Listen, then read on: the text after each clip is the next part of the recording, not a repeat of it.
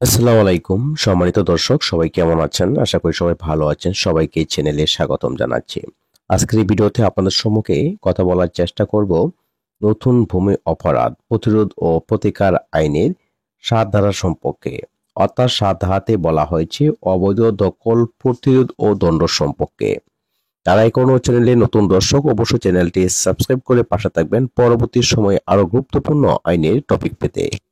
ভূমি অপরাধ প্রতিরোধ ও প্রতিকার আইন ২০২৩-এর ৭ ধারাতে বলা হয়েছে, যখন কোনো আপনার সম্পত্তি state execution and tendency act 1950 এতে বলা হয়েছে ১৪৩ এবং ১৪৪ এর অধীন প্রণীত হালনাগাদকৃত বলবৎ সর্বশেষ খতিয়ান মালিক অথবা তাহার নিকট হইতে উত্তরাধিকার সূত্রে বা হস্তান্তর বা দখলের উদ্দেশ্যে আইনানুগ সম্পাদিত দলিল বা আদালতের আদেশের মাধ্যমে মালিকানা বা দখলে অধিকার প্রাপ্ত না হইলে কোনো ব্যক্তি কোনো স্বীয় ভূমি দখলে রাখতে পারবে না।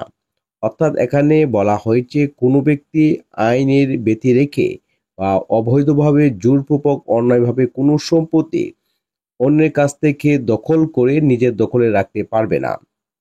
আইনানুগভাবে দখলে অধিকারপ্রাপ্ত কোনো ব্যক্তিকে উপযুক্ত আদালত বা কর্তৃপক্ষের আদেশ ব্যতীত তাহা দখলীয় ভূমি হইতে উচ্ছেদ বা দখলচ্যুত করা যাবে না এবং তাহাকে উক্ত ভূমির দখল এবং ইহাতে প্রবেশের বাধা প্রদান করা যাবে না।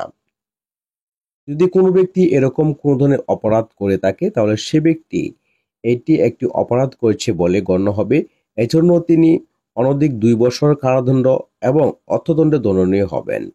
তবে এখানে একটি শর্ত দেওয়া হয়েছে, সেখানে বলা হয়েছে উত্তরাধিকার সূত্রে বা হস্তান্তরের মাধ্যমে মালিকানাপ্রাপ্ত ভূমির দখলদার ব্যক্তি রেকর্ড সংশোধন বা স্বীয় সত্য ঘোষণার দাবিতে মামলা বা অন্য কোনো কার্যধারা দায়ের করি থাকিলে তাহার উক্ত কার্য এই ধারার অধীন অপরাধ বলিয়া গণ্য হবে না।